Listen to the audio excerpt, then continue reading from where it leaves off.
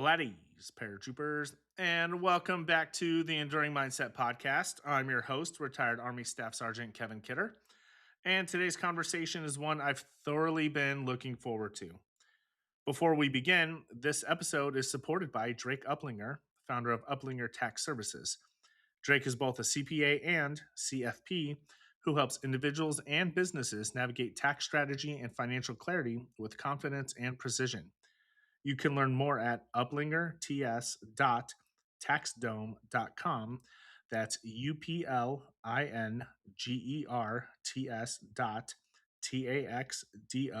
UPLINGERTS.TAXDOME.com.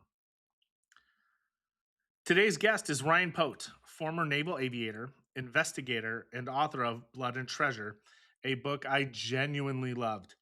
It is smart, immersive, fast moving, and one of those novels that pulls you in immediately and keeps you there. Ryan has a rare ability to combine operational credibility, strong dialogue, and global storytelling in a way that feels both authentic and cinematic. What makes this conversation especially meaningful is that Ryan also speaks candidly about something many veterans understand deeply: the identity shift that happens when service ends and the uniform comes off.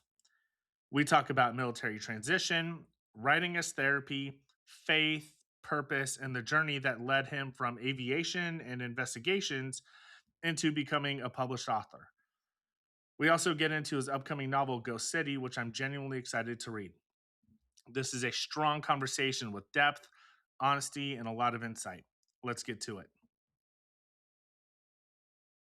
All right, ladies and gentlemen, we have a very special guest today. We have Ryan Pote, um, former pilot and current author. I learned about Ryan when I was watching the end of year recap for Jack Carr's podcast. He had amazing authors on, and Ryan was on at the end. And he had a special bond with Jack. They were talking about military service. And Ryan, you mentioned you saw Jack and you're like, oh, this guy was in the military. He doesn't come from like, a big writing background, didn't have degrees in writing, things like that. And you're like, you saw a little bit of yourself in him. And then I saw some of myself in you being able to relate. And I reached out to you on social media, you're very gracious. And you agreed to come on the podcast. I've been looking forward to this for a long time. And it's just a pleasure to have you on the show. Cool. Yeah, thanks, Kevin, for having me on. I really appreciate it. And I also haven't forgotten, I have a signed, so I don't have them in hand yet, but I have a signed copy of the Ghost City set aside for you when it comes out. So Oh, you'll be getting it before everybody else. I hadn't forgotten wow. about that. I wanted to mention Oh, that. thank you so much. I mean, just what a quality Yeah, guy. man. Um, I'm really Well, I'm just great. I'm impressed. just happy to be on. I'm just super happy to be on the show. So thanks. Like everybody does these shows, and it's like uh, you know, it takes so much to put the show together and to take out your time and everything like that. So to have me on to chat about the book, dude, I'm over the moon. And your story is amazing. Like, it's just I want people to um, hear from you because this season is called The Invisible Veteran, which is the name of my book coming out in May, and it's about rediscovering your purpose, identity, and connection after service. And what really caught my attention is you mentioned your struggle with that on the podcast, and I know we'll get there. Um, but before we get anywhere, let's go ahead and pick a number between 1 and 365, so I can read you the question from the book, 365 Questions to Get to Know Yourself and Your Team Better by Brett Ledbetter. He's a mental performance Let's coach. do what day of the year is it? 72nd day of the year? Let's do 72. Okay, I like it. All right, this is a good one. What's been the hardest thing in your life to convert from pain to peace?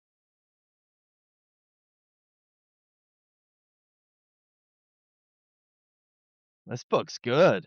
Oh, I love it. This book's really good. Oh, Pain to Peace. I would say uh, kind of what you already touched at. It's that identity crisis, actually. It's ironically ties right into it. I mean, the Hmm. first thing I can think about is that, and I was just thinking of a way to articulate it, but yeah, for me, it was, I wrapped my whole life in the military. The military does that to you, right? Like, you get in at a young age, and you find this bond of it's like a big sports team almost, and Mhm. you're in it with everybody, and you're all moving forward together, and all your basic necessities of life are taken care of, and you have job security, and then you build an identity in that, and especially for me as like an aviator, that was like a really big niche. It was even further down the niche line. And you're part of a squadron, and there's a whole culture that's associated with that, and you get a call sign, and that becomes like your alter ego, and you are that person, and you live it every day. Your family lives it every day. You live and die by the flight schedule that comes out every single night, so your whole day is tense on the edge of your seat, waiting for the next day to happen. And all of us, and I dedicated my life to that. 12 Mhm. years straight, and I was on a very good career track, like, I was gonna be in it for a full career, and, um and then to have, like, an injury that takes it away from you, but I still feel like I could still, you know you get hurt, you get up, you rub some stuff on it, you're like, "Oh, I'm getting older now, I have aches and pains," you deal with them, you maybe get some surgery, you move on, but to have that injury be something that I could not come back from and do the job anymore, it just kinda removed that whole identity piece for me, and I realized my entire identity was wrapped so deeply in being an aviator that I didn't really know what to do with myself, and that did create a lot of pain. It was deeper. It was pain that I didn't realize was pain because I was being Mhm. stubborn about it, and it took my friends, my wife, my family to just be like, "Hey, you're better than what you're becoming right now. You're not the same person anymore, and that's okay. You just need to figure out what is the next thing that you're going to be. Like, turn the page. Like, you are not defined by the job that you did. You're defined by, who you are and what you've learned from it." So I think transitioning that, from something that was a big pain in my life that caused me a lot of anxiety, that caused me a lot of, um, fear and depression and things that, were just, was the core of all the bad stuff in my life. Once I kinda just literally turned the page over and said, "Okay, who am I gonna be now? Who am I now? And what am I gonna do with everything that I've learned now? And who am I gonna become?" And that is ultimately, like, it was a huge pivot point in my life. Writing was a big part of it. Faith was a big part of it. But they just changed everything. So all that pain and mess just became, this piece that I live in now, which is, it's okay that I was that, and that's not me anymore. I don't live with one toe in the water anymore. Like, it's fully behind me, and I've moved on, and it feels great. It feels okay. It's Yeah. okay to not be in that operator world anymore. It's okay to have been that and be something different now. That's such a beautiful answer. That's something I struggled with. I know a lot of my guests have struggled with, and really, kind of the point of the podcast and the book is really just to get that message out to people. And thank you for saying that in such an eloquent way as well. Welcome to the show. What a great response. Let's learn about Ryan. Where'd you grow up? What shaped you before you ever raised your right hand? Yeah, so I grew up in, Maine. Well, I was born in Massachusetts. We moved up to Maine, right as I started school. And my parents were entrepreneurs. They flipped houses, they started restaurants, they started multiple restaurants when I was younger, and that's a tough business to be in when you're little, and so, we were working I was working from a very young age, whether I was just there after school, hanging out all day, or all day in the summer, just kinda there, eating all the food and doing whatever, or as I got older, more responsibility came on, and to the point where I was, like, a full-on employee all through high school and great junior high and things like that, so I always worked, and then when I was playing sports or something, I would work whenever I could, so that's kinda how I grew up, always working from a young age, watching my parents work, turn, an auto body shop into, a pizza restaurant, that everybody came to in the town that didn't have a restaurant. So, like, very rural areas, 150 kids in my class, like, very small town, area in Maine.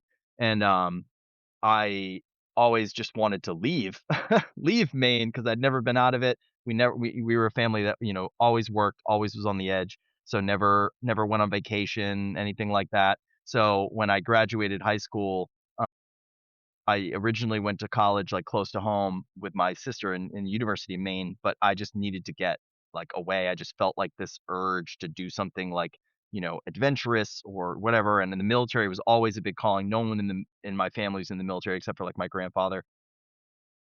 So I got a one-way ticket, to Hawaii.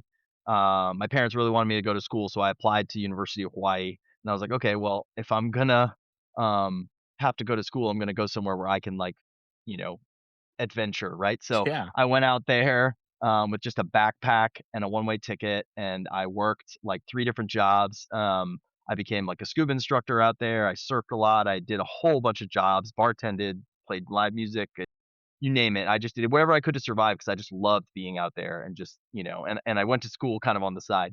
Um, but like 6 years later, I finally got my degree there, and I'd always wanted to be a pilot, from a young age in the military, and so, I flirted with the Air Force, but I finally went with the Navy, and I yeah, initially enlisted, and then, got a officer and flight package in, and then I went to OCS and, became a helicopter pilot in the Navy. I got my wings in, what was that 2010, 11 time frame. I might be a little off on that, end of 2011. So yeah, that's kind of the big story. That's amazing. I love that. I was stationed in Hawaii for 4 years.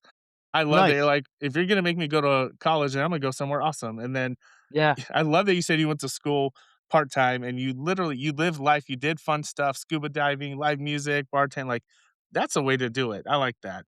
Well, I mean, it was by necessity. I didn't start that way. I saved up a lot, full honesty, I saved up as much money as I could, and I tried the first year to just be a normal student, but I soon realized that that wasn't, fulfilling to me, but it also wasn't like, I figured the angle that you could put all your classes on 2 days a week. So I Yeah. put all my classes on a Tuesday and a Thursday, and I was like, "Holy crap, now I got a 4-day weekend every weekend, and I got this 1 day to do all my schoolwork on Wednesday."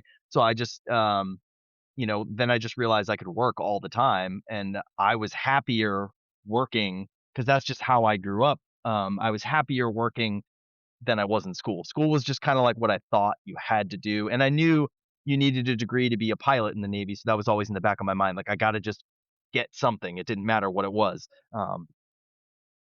And then when I was studying for, the flight application, I used to go. I mean, I was so strapped for money out there, but, I didn't care, it was great. But I instead of buying all the books to study, I used to go to Barnes& and Noble, and I would just grab the books off the shelf and go and not really break the spine and just, like, lay them down. They had tables at that Barnes& and Noble in, Ala Moana Center in Hawaii, and Yeah. I would just, study there and then put the book back on the shelf.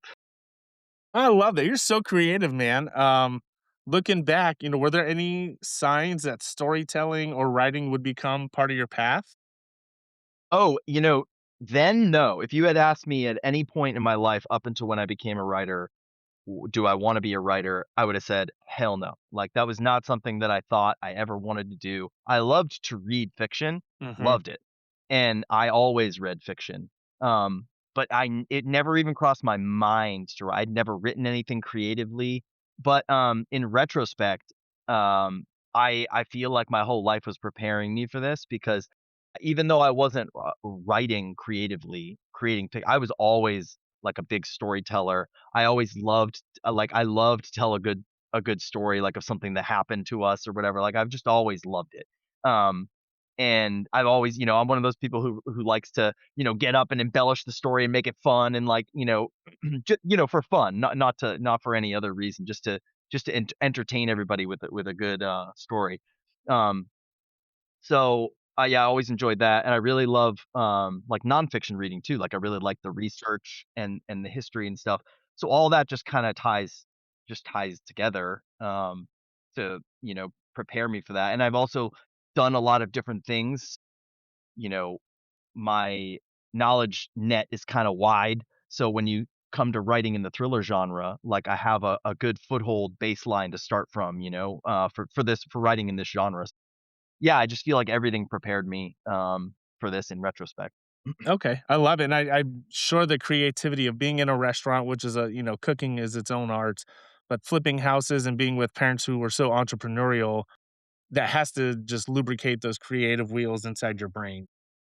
Yeah, it definitely did, and, to be honest, I think, like, one of the things that I find the easiest to write is dialogue between 2 characters, and I've always been someone who really likes talking with people that I've never met. Like, when I was a bartender in Hawaii, like, I used to love just chatting with people, and that was always just kind of everyone has their own little social skills. Just chatting with a random stranger was mine, bartending, and, I could do it for hours, and, an Uber driver for 2 hours, like, I joke, but, like, all that stuff, builds an ability to create different characters when you're writing in dialogue that, a lot of authors find that the most difficult part. They find that for me, it's the other way around. I find the dialogue easy and all the stuff in between hard. And, like, in Blood and Treasure, there's a Somali character named Sabu, and he has Oh, I loved him. a very distinct conversation with Ethan Kane about his gun and about, Mhm. using the gun. That entire conversation was completely, taken from an actual hour and 45-minute cab ride I had with a Somali man who, I didn't just sit there, like, on my phone or, like, doing whatever. We talked for an hour and 45 minutes, and everything that guy said just stuck in my brain, and when I sat down to write that character, that cab driver came out, and everything he said verbatim was just like I was gonna find a way to work it in because that's exactly what he said and how he said it. And I was like, sometimes you don't have to create, you just have to get out there and talk to people and then that stuff will just stick in your head, and I used to never think anything of it, but when you do become a writer, all of a sudden that stuff bubbles to the surface, and you're like, "Oh, yeah, I remember that, and I'm gonna use that. That's great."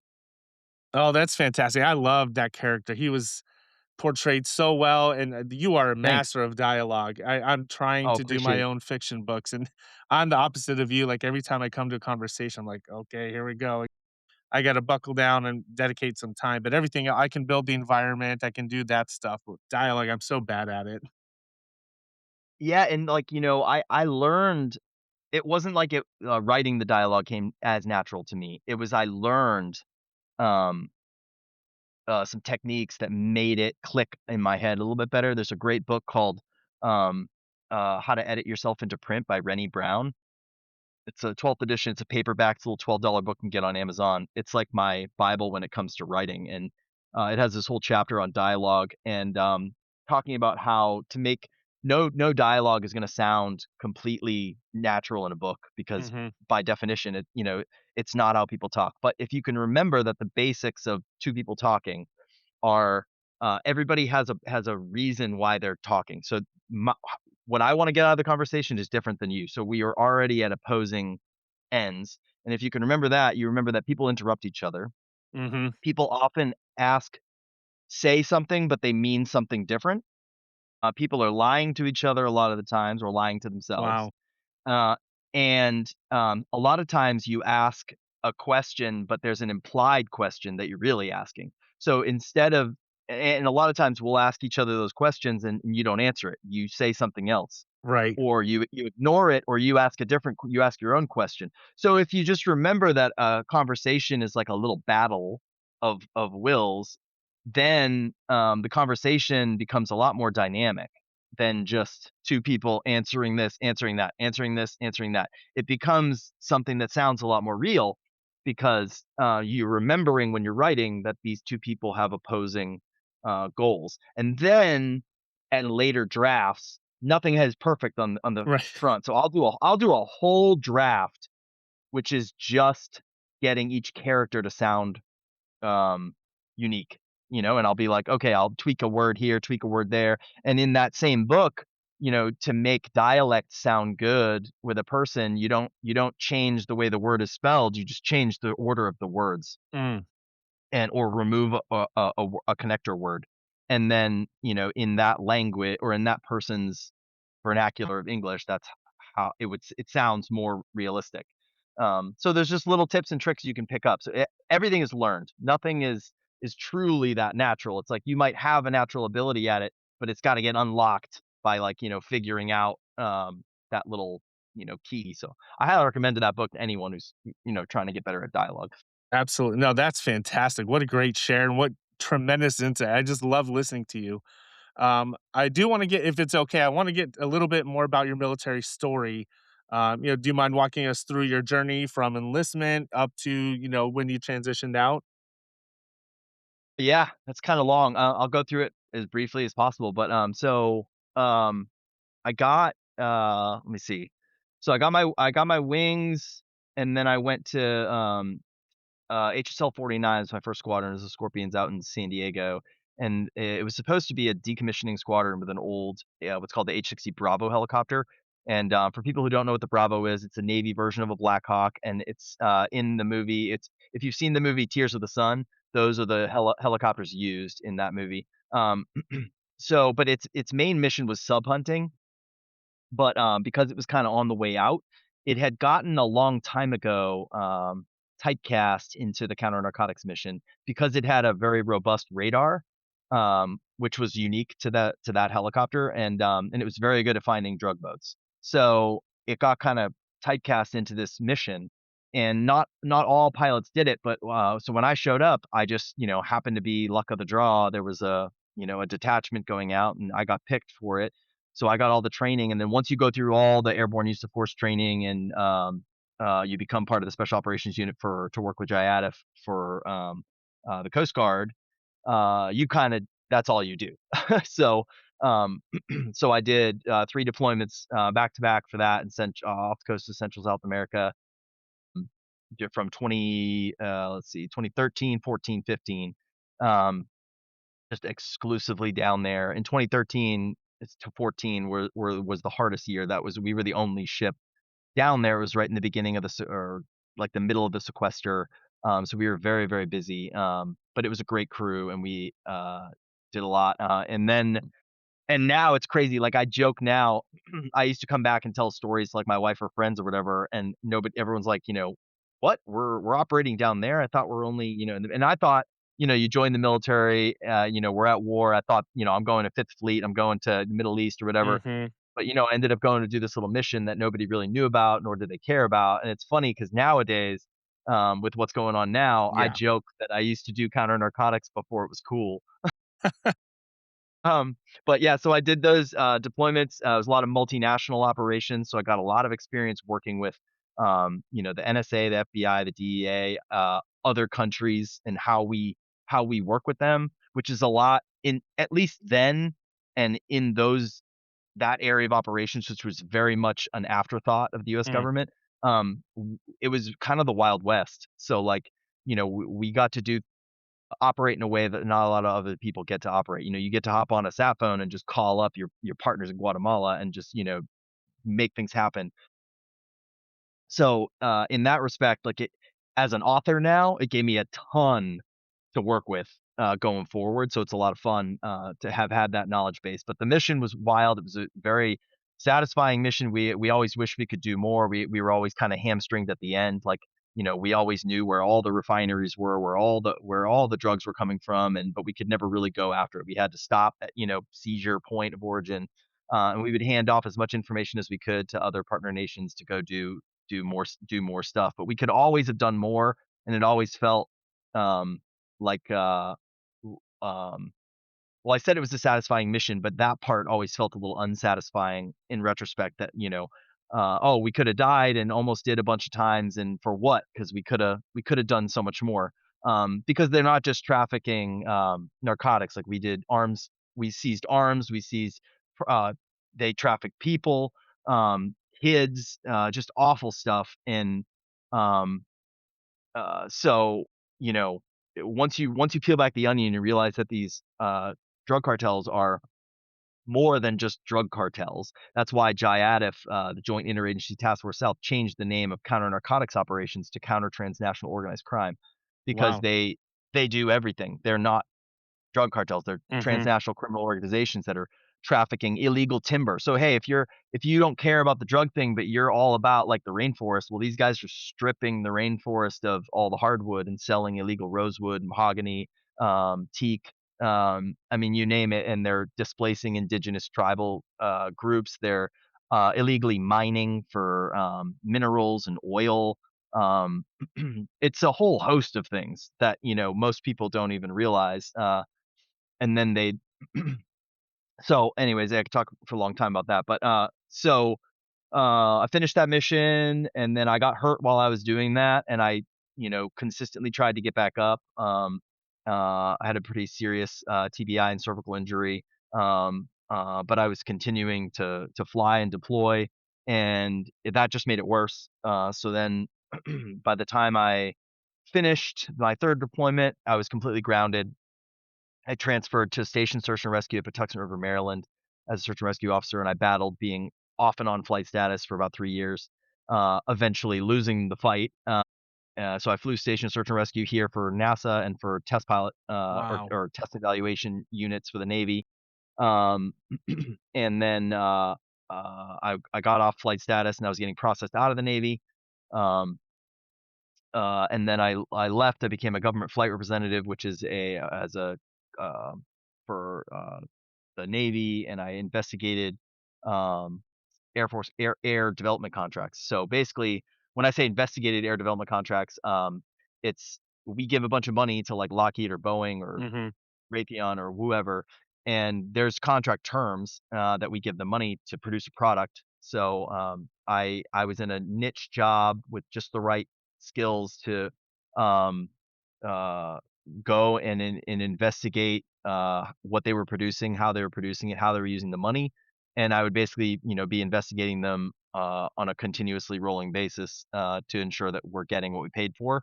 I did that for about 6 years, on almost every development contract the Navy has at the time, and then just recently, I shifted over to another investigative job, but it's an aircraft accident investigator, safety officer for Air Test and Evaluation Squadron 24, which is a unmanned test and evaluation squadron, and so now I do investigations still, but it's more for safety than kind of a, um, you know, uh monetary insurance adjuster kind of Okay. way. Uh, so, that's kinda what I do now. I had to kinda make that shift, honestly, because, I'm writing in the before and after work and weekends and evenings, and, my job was just too busy at the time for me to really be able to writing was getting bigger and is getting bigger as a Mhm. side job, but it's still very much a side job for everyone out there who's trying to, like, break in. Not everybody is Jack, like, right off the bat, right? So, so it's very much a side job still, so I had to kinda transition to something that, was a little more of a 9 to 5, kinda schedule so that I can really handle writing before and after work. Because otherwise, with an unpredictable schedule and you're trying to be on a writing routine, it's just gonna crush anybody, and you can do it for a little while, but, um, you know, it's not gonna last, Yeah, definitely not but sustainable.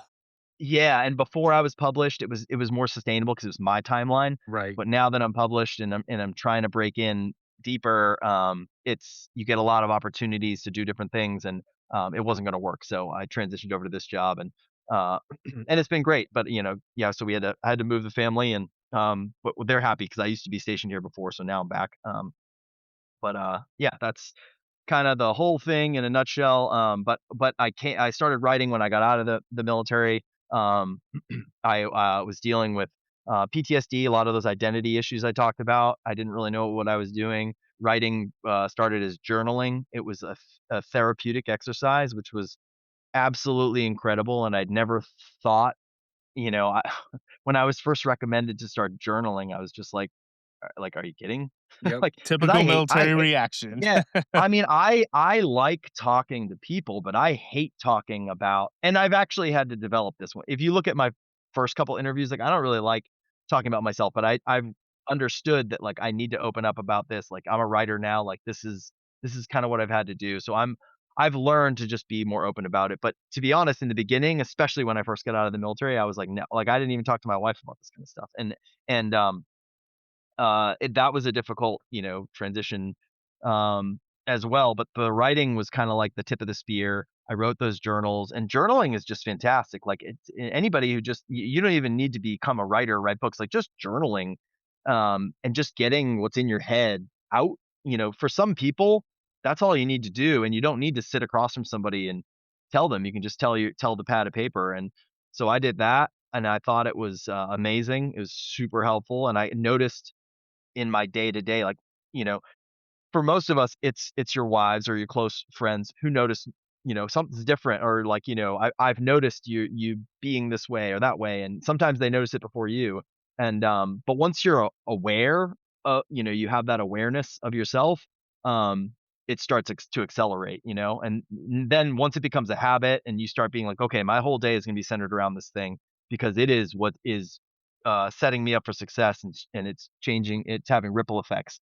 So first thing in the morning, I started journaling, and it was great. And then once I got into the rhythm of it, I realized I was essentially writing short stories. And when I saw Jack Carr, I initially actually started to try and write a history book because I was a history major, and I was like, and I got my master's in history as well. And I was like, well, I think I'm gonna try and dust off my thesis and try and like turn this into a book, and so I started doing that, but it wasn't the same because I was researching and writing this analytical narrative instead of I realized what was actually therapeutic, was the act of being creative while I was writing, and that was what was the so once I figured that out, I said, "Okay, I could just sit here and write short stories every morning," or being the industrious person that I naturally am, I was like, "Well, this has gotta work for me." Like, I can't like, this has gotta produce something for me because 'cause I'm all about efficiency, so I'm like, "If I'm gonna do this in the morning,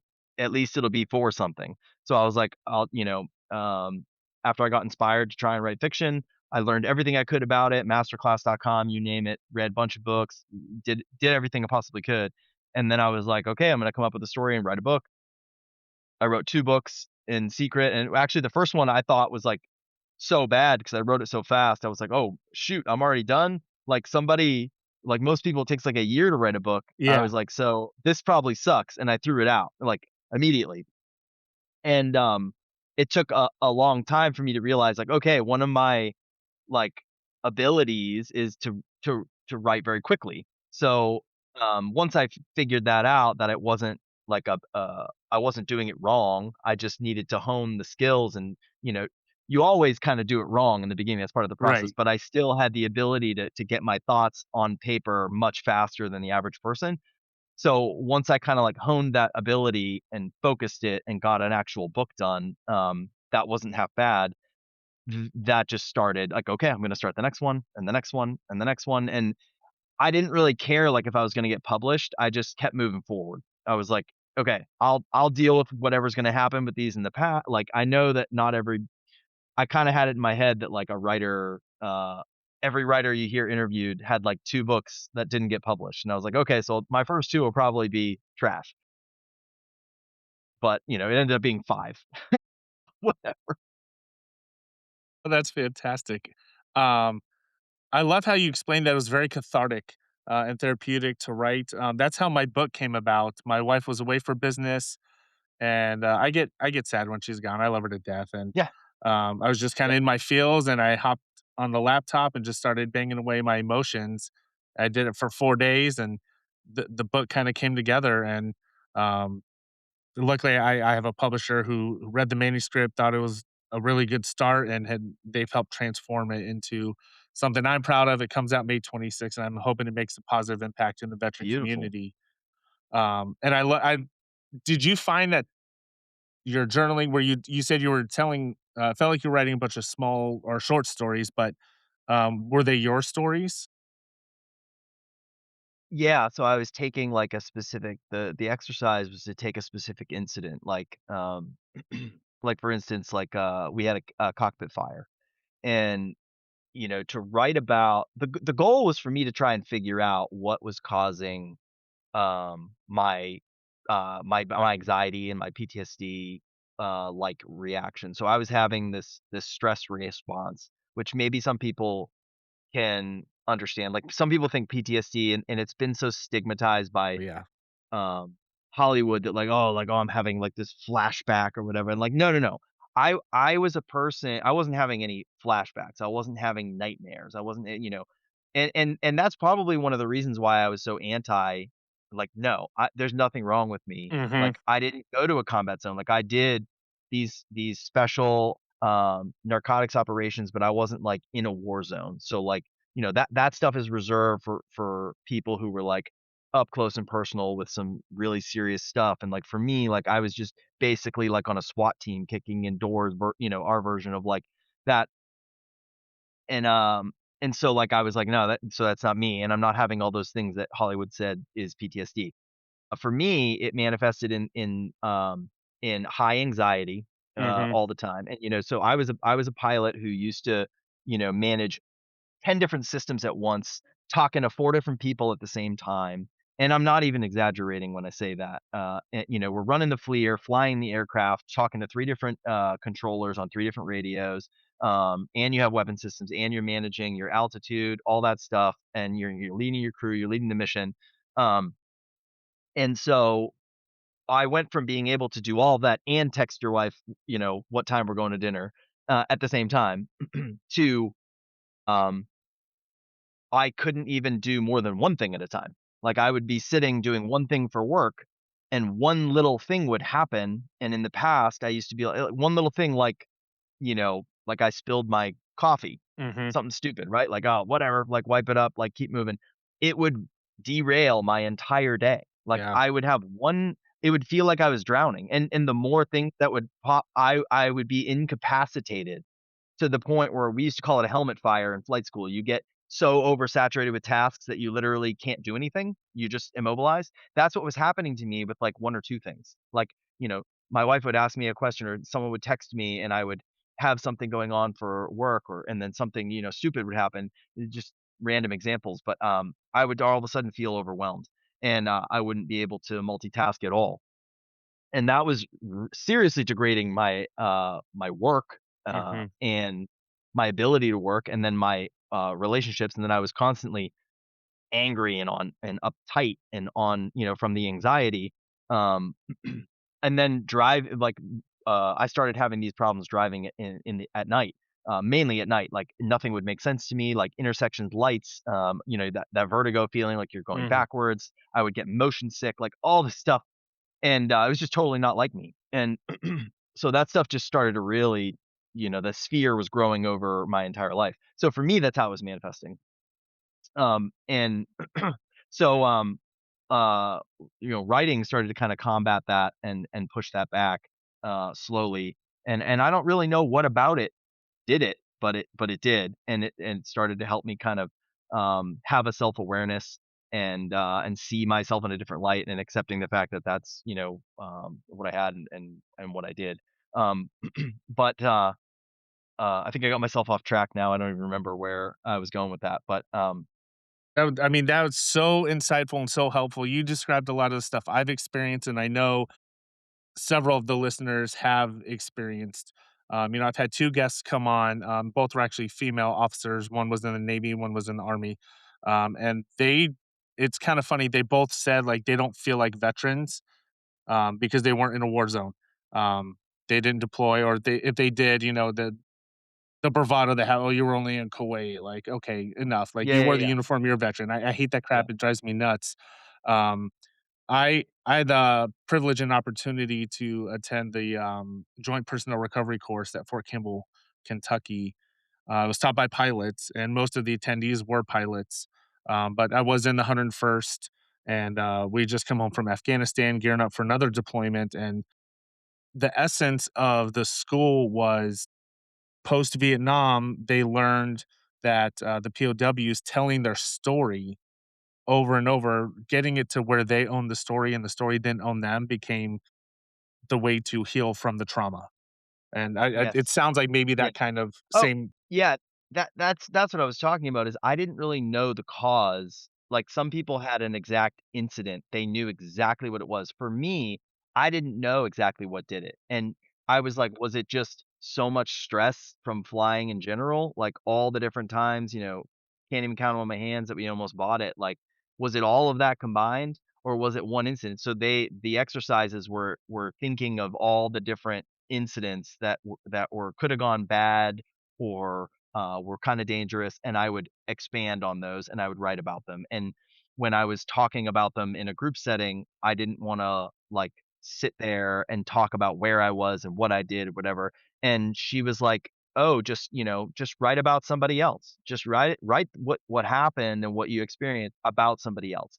And so that was the whole thing that started me writing, like, short stories, because I basically, like, created this Ethan Kane character, like, just in these little stories where I'm trying to get out, trying to figure out what's the source of all this anxiety. And to this day, I don't even really know which incident, or it probably was just the general culmination of everything. And, I had one, pilot tell me that, like, "You're just on all the time, and because you have to be to bring Mhm. your crew home and everything, you're just always on, you're always studying, you're just up here, and that's even at home. You don't even have to be deployed, because a flight for us at home on a Tuesday night will kill you just the same as it Mhm. will over there. Probably more so because you're thinking at home about where I gotta go and my bills and the light that doesn't work in the kitchen and all that stuff. So, like, um, uh it's just like the culmination of being on, and then when you get off, when you stop flying, when you get out of the cockpit, a lot of pilots will have a similar experience where their body just starts responding in a different way from having that high cortisol level all the time to all of a sudden now it's just troughed out, and you didn't realize how high it was. And, in Mhm. flight school, they, like, build it up and you build up that tolerance, and then you deploy and it's even higher, and so I think it was just a culmination of maybe all of that, but, I think just realizing that I'm not as tough. You can still be a tough person, and you're not conceding that, like, "Oh, I'm not tough because I know guys who's handled way worse and they're fine," but, it just accepting that, not everybody's the same, and, once you accept it and move on, I think that's where the real strength and resilience take you realize, "No, I am still that strong, Mhm. resilient person. I just need to acknowledge and accept the problem." It's just like if you are on a mission and you're just refusing to accept the fact that, your left engine isn't working. Well, you know what? It's not working. So the sooner I accept that, we'll be in a better aircraft state than we were 5 seconds ago when I was ignoring that it wasn't, so just to kinda put it in terms like that, but No, that's a great analogy, and guys, like, that's a huge takeaway. We're all different, we experience things different, it doesn't make you any less tough, but you do have to acknowledge, right? The first step in problem solving is admitting there's a problem, so, that's huge. Thank you for, sharing that and just explaining in such a relatable way. Um, when you were transitioning out, did you have a lot of runway, or because of the situation, was it on a quicker timeline? um, so my transition story is not recommended.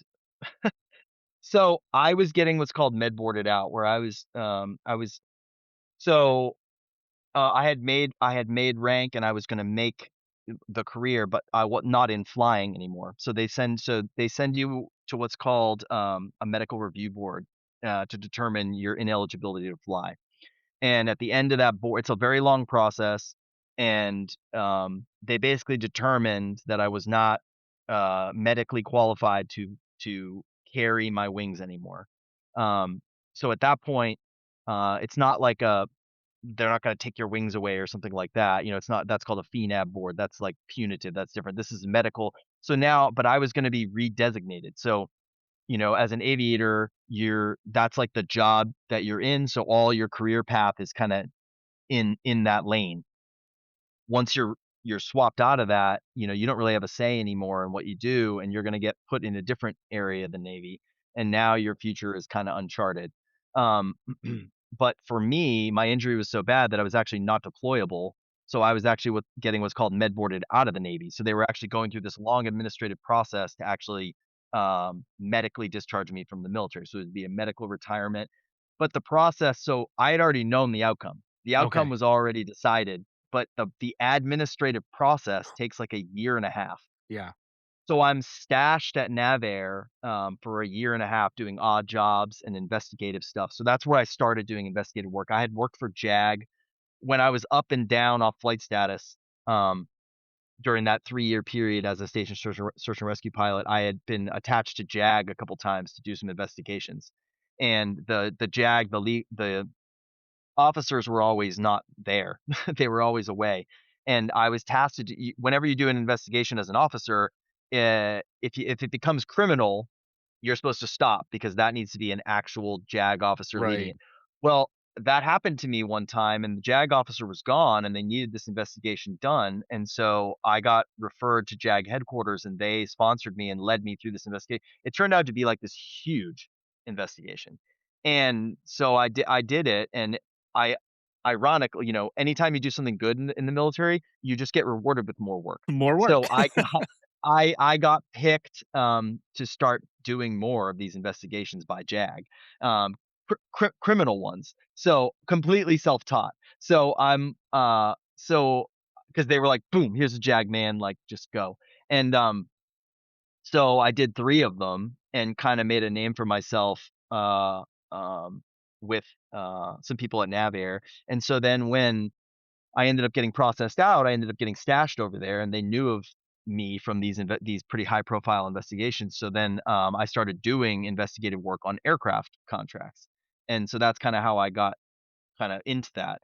And then they offered me a job, but the problem was they needed me now, and I was waiting a year and a half to get processed out of the Mm, military.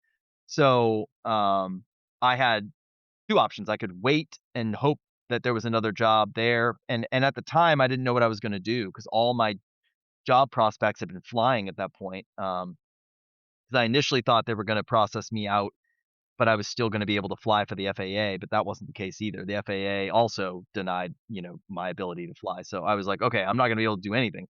So, so the job was on the table, so what I did was I just resigned, during the process, I just resigned. I resigned on a Friday, started on Monday, because when you have a government civilian job, if you fully retire, you gotta wait 6 months of a burn off period to start, and so that would have been like 2 years, before I could take that job, um, and it was just one of those things, the right people, the right time, right, timing, and, it just was the right decision. A lot of people would have been like, "Oh, I would have waited and taken the right. retirement," but I had a really good job with really good people, and honestly, I was good at it, and I didn't know what else I was gonna do, and I was like, "Okay, this is my job," and that's what I've been for the last 6, 7 years as an investigator now, so, um, you know, uh and, that kinda plays into the books too, 'cause every good thriller has a good mystery, and you need that Yeah. investigative kinda element to it, and I kinda found that that was something that I was naturally kind of inclined to, so, like you said, everything just kinda, prepared me for this job unwittingly at the time.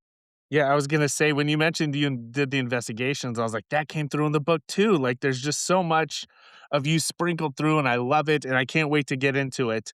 I do wanna ask you a question. So you mentioned faith earlier. How important was your faith during that transition period? You're getting your wings, not being an aviator anymore, had to have been devastating emotionally and mentally, and then that wait period, because the government, boy, sure, they can make a day last a week, and making the ultimate decision, like, "I know what's best for me."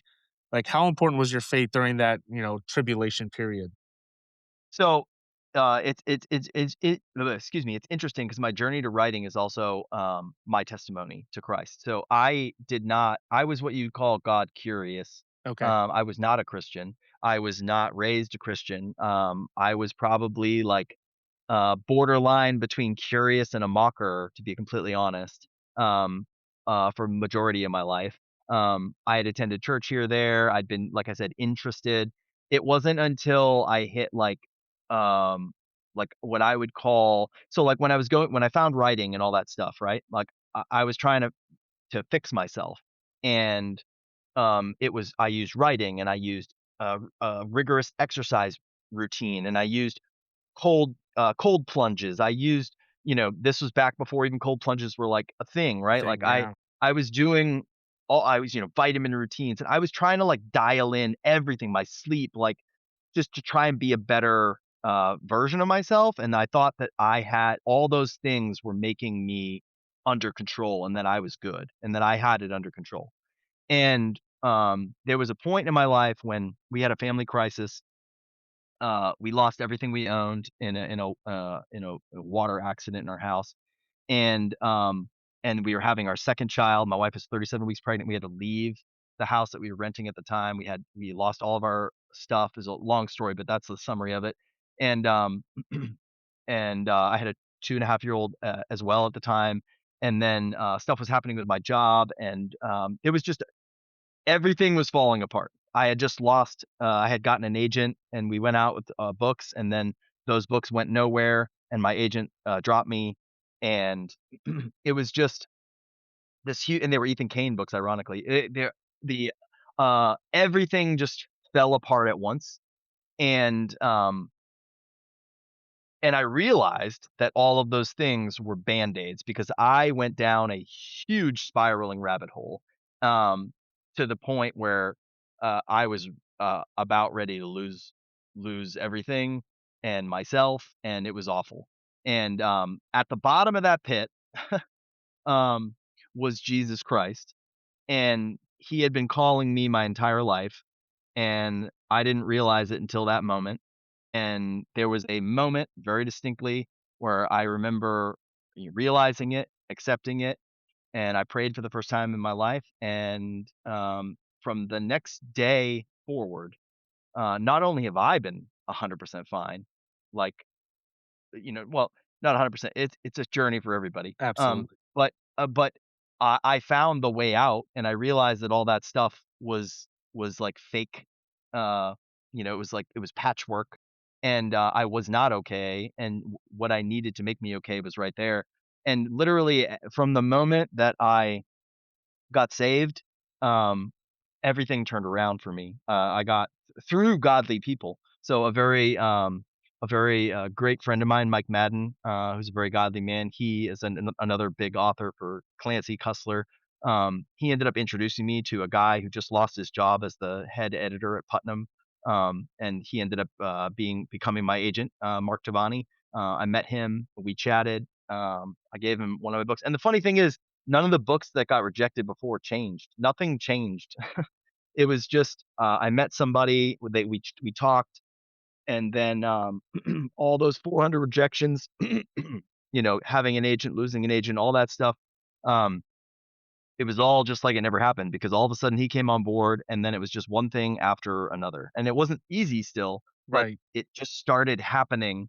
And, so uh, so yeah, faith is a huge part of my life now. It has been ever since that moment.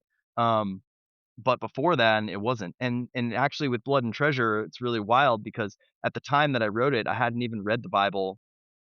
Now I'm on my third trip through the Bible cover to cover, but at the time, I hadn't even read it, and I wasn't a Christian at all. And afterwards, when I did start reading the Bible and going to church and learning, I realized what had happened through that book. And stories in the Bible were personified in different characters. There were um, embedded. So I did it. I kind of have been promoting it as almost like a gimmick, but the reality is there's like a study. There's like a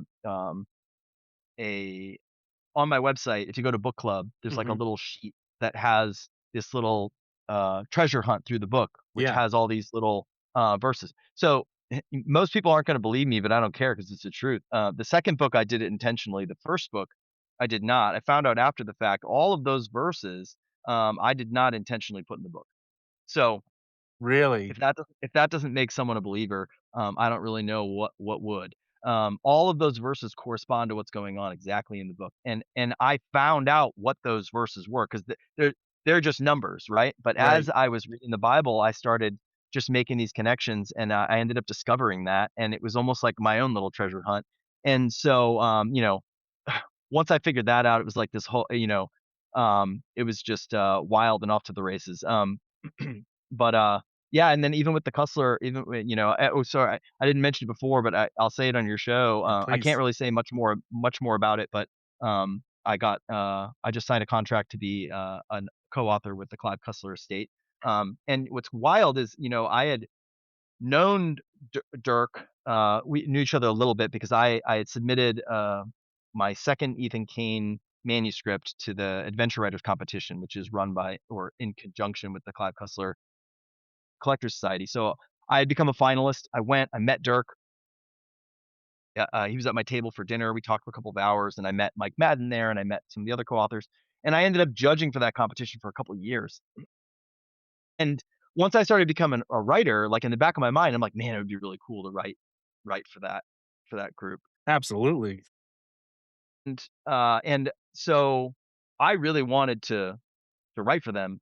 And I never stopped thinking about it. And just recently this last, fall, um excuse me. I don't even think I've told Dirk this yet, so maybe he's gonna listen to this and hear it for the first time, but I I was getting ready in my hotel room to go out, and I was gonna see him, and I was gonna tell and I Blood and Treasure had already come out, and, he blurbed it, and he loved it, and, I knew I was gonna see him, and I knew we were gonna chat, and I was like, "You know what?" I literally went there, not as a judge, but I literally went there just to I was gonna just point blank ask him, like, "I wanna throw my hat in the ring to write for you guys." But, before I went out the door, I just got this feeling that that wasn't right, and that wasn't the right way to do it. So I literally I prayed before I went out. I prayed that it wouldn't be my will, it would be his will, and if it was gonna happen, that he'd put it on the hearts of, the family, that I would be the person, and that it would come from their lips, not mine, and I wouldn't ask. And so I went out and I had a great time. I talked with him. I didn't bring it up at all. Mid conversation, he interrupts me and he goes, "Hey, do you want to step outside?" And so we stepped out just mid, like we're talking now, mid conversation. I go outside with him, and then he just point blank asks me if I wanted to write for them, and I don't think I'm allowed to say like what Right. I'm writing with them, but I can say that I'm writing with them. And then, his sister Dana comes over and she's like, "Did you ask him yet?" And, like, so they're all in on it, and they're all right there.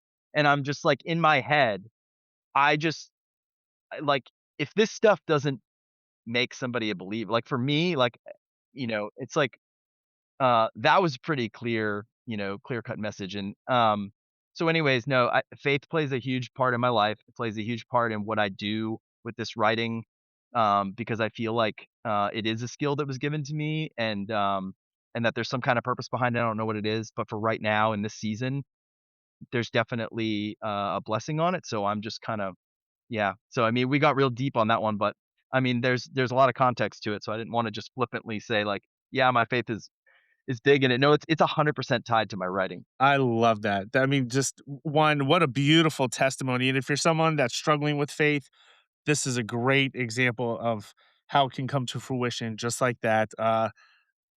Writing for the Clive Cussler, I mean, wow, that's one of the OGs for us readers. That's up there. That's Me huge, too. man. That's like Me the too. Yankees, Red Sox, and baseball. That's amazing. Um, wow, thank you for sharing that. That's incredible. When Thanks did for when asking. did you feel that writing became more than just reflection and really turned into a mission? Um, how I felt doing it, I mean, um, anything that you do that makes you better outside of it, is a huge draw. Like, if you do something and like, I wake up early in the morning, I write, and on those days that I do that, I am a better husband, father, employee, human being to everybody around me. On days that I don't, I'm still trying, just like everybody else. But on the days that I do, man, it does not feel like an uphill battle. Everything feels like I'm going downhill. And when I'm writing a project that I feel compelled to write, um, like Blood and Treasure, for instance, it there's a lot of writers who'll sit down and they start trying to write, and I've had this experience too. Like, you pick the wrong project. Like, you have a bunch of different ideas in your head, and you sit down and you try and start working on something. Sometimes it happens. Other times it feels like you're going uphill in the snow. Everything is hard. Everything is not coming out, and you're second guessing it. The story's not flowing. The words aren't coming out of your. And other times, you're in a project, maybe even the same project, but you get into it, and your fingers are flying, and you're headed downhill, and it is the easiest thing to write in the absolute world. And when it came to like Ethan Kane and the Blood and Treasure book, like I wrote that book lightning fast, and it just poured out of me. It was a downhill run. It was a joy to write. There was not a single moment of writing it, editing, the slog through different 8 revisions and just, and then the publisher wanted major changes and then, more majors, I had to restructure the whole book. None of that stuff was difficult. I I was happy to do it. I was excited about doing it. So when you find something like that, it's really hard to let go and you just lean into it even more. So that's what I've done is I was like, "Okay, this is a positive in my life.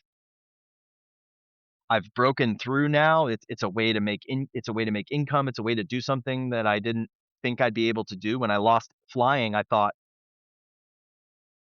that I had a shot at, being you know, being a career pilot and, being one of the, but, now I see that as like, okay, this is something that I could do with that, I might be able to, um, do something big for my family, for those around me, bless others with the blessing, but at the same time, do something that makes me a better person to be around, for everybody else. And I think we're all looking for that thing, for me, it's that. And other people, it's not like that. I've talked to some writers who they hate every part of the process, and they're Mhm. like, "This dang book, I hate it," and, they just can't wait to get through the process, and, um, for me, it's not like that at all. Like, I enjoy every single bit of it, and, I can wake up at 4 AM and write because I cannot wait to wake up at 4 AM and write. Um, so I love that, and I for listeners, like, especially, men, if you are struggling with some like, if you realize, there are days that I'm not a good husband, father, friend, colleague, but there are days that you are, look at what's different. If you can find a way to do something you enjoy, whether I know some people, it's the gym, they go to the gym early and they wanna get going, they go for a run, whatever it is. If you can do something for yourself, one that's not selfish, we all have desires and passions, and you should feed into those. It's gonna make you a better human being to be around, just like you said, and and I and love I would the image of you, typing, like, the kids call it flow state, right? And yeah, yeah, yeah. I think of, the end of F1 when Sonny's on his last lap and he's flying, and I could just Yes. I can picture, like, you're just in the zone having a blast. Well, I would also, like, separate it because, like you mentioned, like, working out or whatever, and, that could be a slippery slope because I thought that I was doing those things Mhm. before, and I said that they were like Band-Aids for me. Like, I thought that I was doing things that made me a better person, but really it wasn't, and it wasn't until I stepped into what I, know and had confirmed in my spirit is my calling in this season of life that I was gifted, the ability to be able to do it and do it easily and quickly, and when you find something that you're good at, that comes easily and comes quickly, and I don't say it comes easy without effort, like, you still have to do it, but the effort is easy, like, you don't have to drive yourself, the will to work is in you to do Yeah. it, that's how you find your calling, and, I think when you're in that, when you're in what he has for you, that is where you thrive and you're that better person. I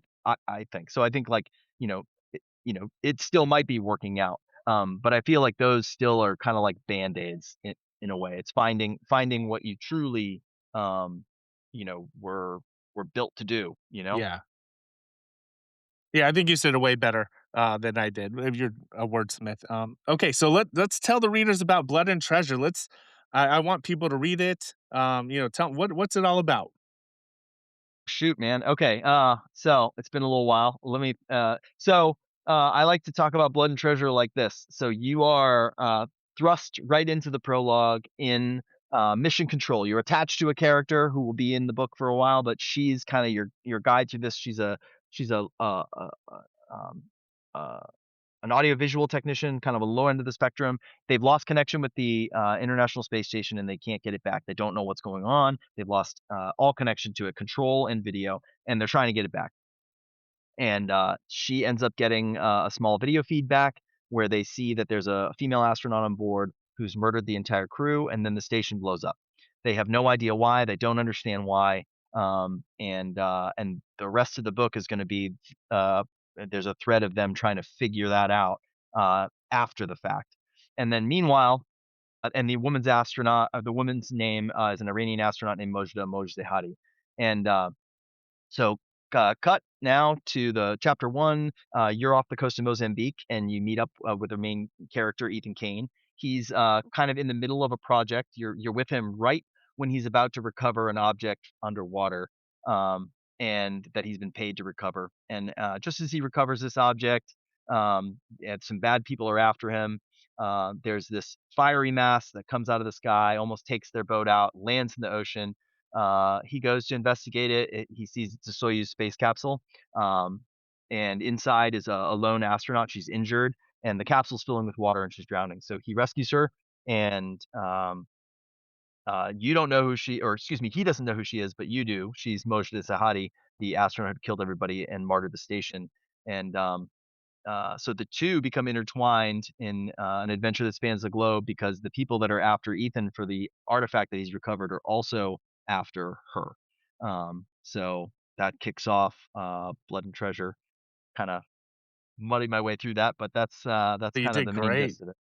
Man, guys, I'm telling you, look, I read it and I listened to it. I have a 45-minute commute, and so I would read a chapter or 2 or 3 or 5, and then, I would listen to it the next day, as I would drive to work or on the way home from work, and we were talking before we hit record. The guy who did the voice for your book was Love him, fantastic. Can you share the love him. story about that, please? Yeah, shout out to Bill Demerit. So William Demerit, I get to be fortunate enough to call him Bill. He's become a friend of mine now. He We had like 8 auditions for the book. And there were some big names. I'm not going to throw other names in, but there were some big names that auditioned for the book. And I got to pick from these eight people, and they kind of valued my opinion in it. And most people would have gone with, there were some people that auditioned that had, that were very big in the audiobook industry, and if I had picked them, it would have meant, like, you know, instant, sales and stuff like that, but was just all about the art, and I the book is very dynamic with a lot of different characters talking to each other, and, I wanted a performance, and, William Demerit's a Yale, stage-trained Shakespearean actor who just blew it out of the water, and Absolutely. there was nobody that I wanted besides Bill Demerit, and I told them they were like, "You have to pick 3 choices," and I was like, I'm just gonna pick 1, and I'll put his name down 3 times, and that's the only person I want," and he agreed to do the book, and, I got to meet him, in person. I went down, and read they asked me to read the, dedication, and when I was there, I got to meet Bill, and we hung out, and I got to be there for some of the recording at the end of the book, and it was just a ton of fun, and, we've become friends. We talk and email and text and stuff, and, he's super great guy, fantastic voice actor, just unbelievable. Yeah, Like, I can't say enough good things about it, and I think you'll be, if you're not really into audiobooks, it changes the whole vibe of the whole book it having does. him. It literally sounds like they hired 15 people Yeah. to do the book, and, a lot of people don't like it when a man does, like, a woman's voice or whatever, but he does it in such a way It's that you so don't smooth. even notice. Don't Yeah, even notice. And, yeah, he's just really, really great. I was super happy with the audiobook, and he's agreed to do the second one, awesome. so, I'm very excited about that. Yeah, he absolutely crushed it, and you hit it. I was gonna mention he does male voices, female, different dialects, different parts of the world, and it really just I mean, reading the book, I was immersed, but then hearing the voices and everything, I was like, I better be careful driving, like, I'm dreaming of this stuff. I'm seeing Loving Mozambique that. here, I'm seeing the space station, like, this was phenomenal. Also, kind of the way I write dialogue too, like, it's very quick between the people, and Mhm, I knew that I needed somebody, especially in the audition. We made sure that we put, a section of the book where there were multiple people, talking to each other very okay. quickly, and I wanted to see who could switch their voices to make it actually sound good, and man, did he do it so seamlessly. There's, like, 4 different people talking who are all from different places in the world, and they're interrupting each other, and he does it in such a way that, yeah, you really don't know it's all just him. That's incredible. Where can we find your book?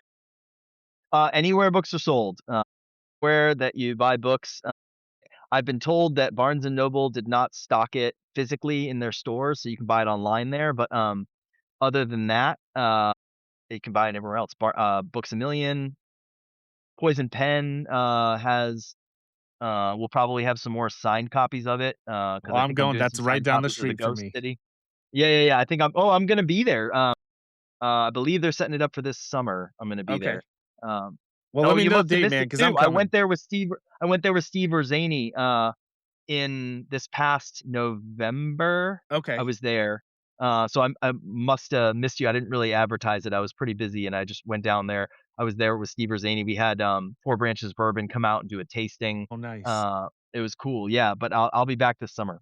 Oh, awesome. Yeah, let me know. I will 100% be there. I got to see Brad Thor Definitely. when he did his Yeah, last book. That was phenomenal. Okay, amazing. what can you tell us about your book coming out here? Couple weeks, I think. Yeah, so the oh, no, it comes out June 30th. June 30th. Okay. Couple you said couple weeks, so I was like, "Wait a minute, am I really that lost in the calendar?" No, so The Ghost City is the sequel. Well, it's called the sequel to Blood and Treasure, but it's really not a sequel. It's a what I tried to do. There's a lot of authors who, will do like a sequential kind of book, like this one takes off after the next. Mhm. Cussler did that too with the Dirk Pitt series. Mark Rainey does that great with the Gray Man series, but I want to do something different. So I didn't want to have just the same cast of characters all the time and just a replay of everything. So what I tried to do was just do another Blood and Treasure adventure. Okay. So you're still going to have Ethan Kane. You're still going to have a lot of the group of core characters, but some characters are going to be kind of brought to the front. Some are going to be kind of pulled to the background. There's going to be new characters, and there's no it's not set necessarily before or after. You could read it Okay. in any order. So it's gonna have all the hallmarks of like a Blood and Treasure, what I would consider a Blood and Treasure thriller, and set the trajectory of the series on a path. But it's a wholly new adventure. It's not a carbon copy. I was very intentional when I wrote this and with my editor Tom Colgan about making a book, the second book, because 2 points make a line, right? So the second book is going to set where the series goes. Mhm. And what I did not want to do, it would have been very easy to just, because the Moj character in Blood and Treasure, for those who haven't read it yet, is a very unique part of the story. Yeah.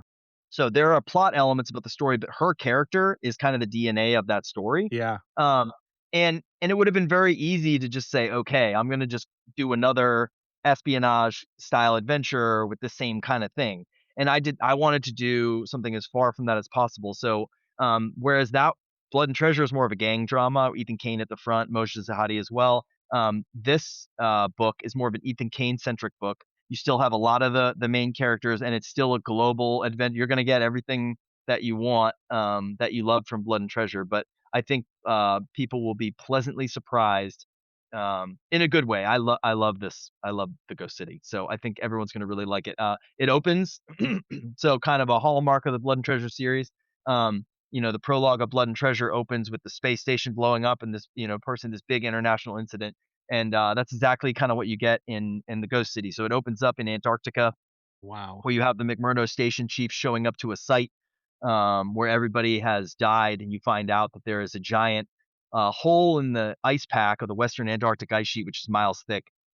Is a perfectly round, symmetrical hole, that's the size of a baseball stadium that just goes down into the ice, and everybody there is gone. They recover a laptop, and they're very concerned, and they fly away in the helicopter. And as they fly away, they look across the Western Antarctic ice sheet, and they just see thousands of these holes across the ice sheet. And so that kicks off the beginning of the book. And so then you start in chapter one. You have Ethan Kane, who's in Mekong Delta in up the river in Vietnam. He's doing a survey with a new character, and he's scanning the river bottom for a gas pipeline installation. And due to some, you'll see some.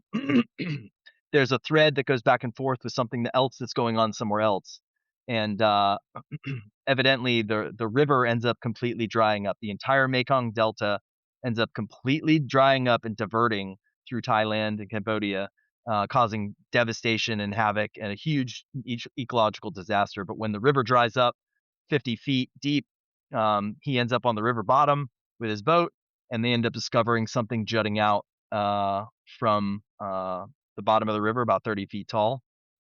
And what they discover inside ends up leading them on a journey across the globe with all the characters that you love, that will go from high science to ancient Rome to the Mongol Empire. It'll take them to the Gobi Desert, to the far reaches of Antarctica, and we will see just how far history goes back, and how steep the edge of memory really is. That's Wow. what this book is all about. I'm hooked. Oh, I can't wait. Do you get to travel? I know you have a full-time job. Are you able to travel to locations to get, the 5 senses to uh, incorporate? like, I wish that I could. I mean, I've been to Vietnam. I went backpacking there in 2009, but and I have friends that were stationed in Antarctica for a year as a medical officer. But to be honest, like, I wish that I had the ability to do that as a full time. Just spend money and go do that. But it doesn't pay well enough to go just for that. And I got a full time job and two little kids. So I tend to lean heavily on the experiences that I've had.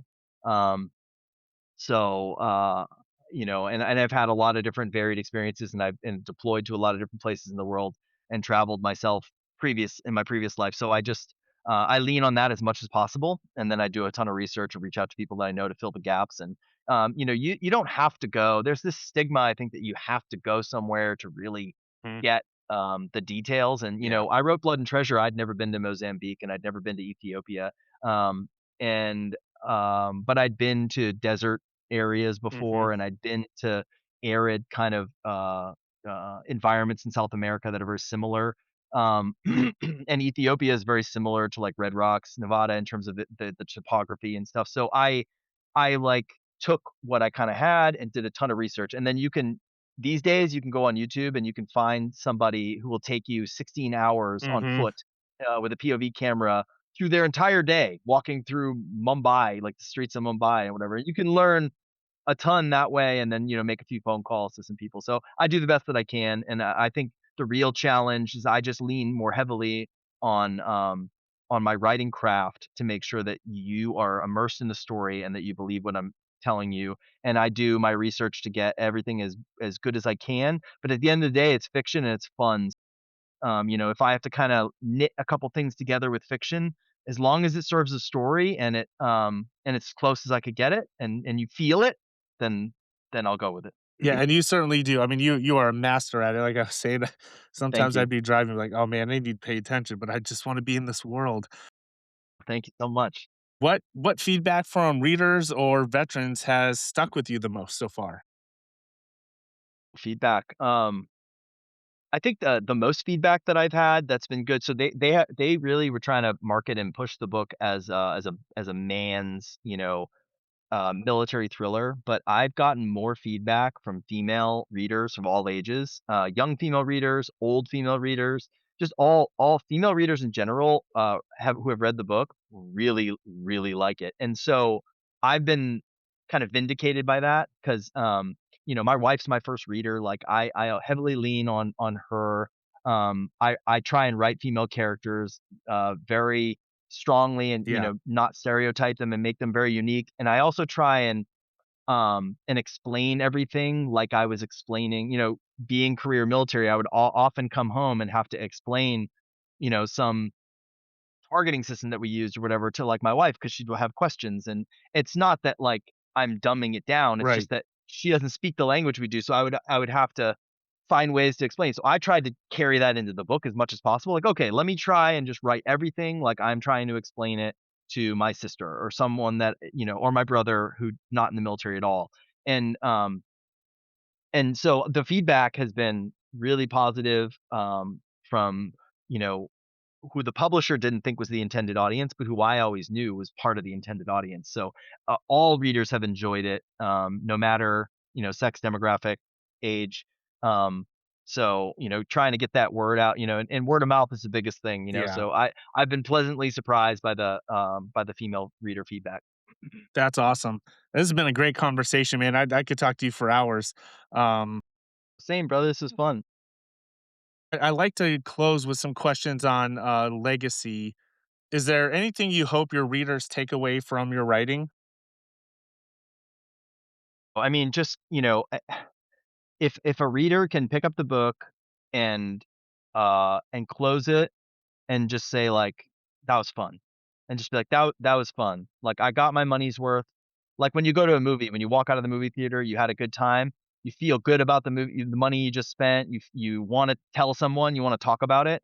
So, like, for me, I wrote a book that I had a lot of fun writing, and I wanted to read something I thought was missing, and, if someone reads it and they just feel good about it, they had fun, they got their money's worth, they wanna tell someone about it, that makes me excited. That's what I hope, they take away, and I put a lot of effort into a lot of extra content and fun things that unlock there's codes in the book that unlock, secret passages on my website that give you extra content and stuff. Because I just wanted if you had fun reading it and you had a really fun experience, there's more for you. There's more for you to kinda dive into, and I kinda left those things as unmarketed, kinda word of mouth things so that you do have something to tell your friend. You can be like, "Man, I really like this book," and if you did, then you won't be able to stop yourself. You'd be like, "Oh, dude, you gotta check this out because it unlocks this thing and it's super fun." And so I want people to be able to do that. Like, "Oh, have you seen the cover? It does this cool thing." I'd rather have, like, the secret knowledge, people Mhm. have the secret knowledge of it than it just be like this blasted thing. Because I did it all for fans that enjoy what I'm doing, so the Yeah, world that I'm building. absolutely. So what is your website? Where can our listeners follow you and learn more? Yeah, it's ryanpote.com, super simple. And, for your listeners, so if you're listening to this podcast, if you read Blood and Treasure, the secret passage on the website, I'll tell you because you're listening to this podcast. So you go to the bottom of the page, and there's a phrase that makes an appearance in the book and the series. That's kind of like a motto of the series. You'll see it in the bottom is circled in blue. That is your hyperlink. And when you open it, it'll take you to a page.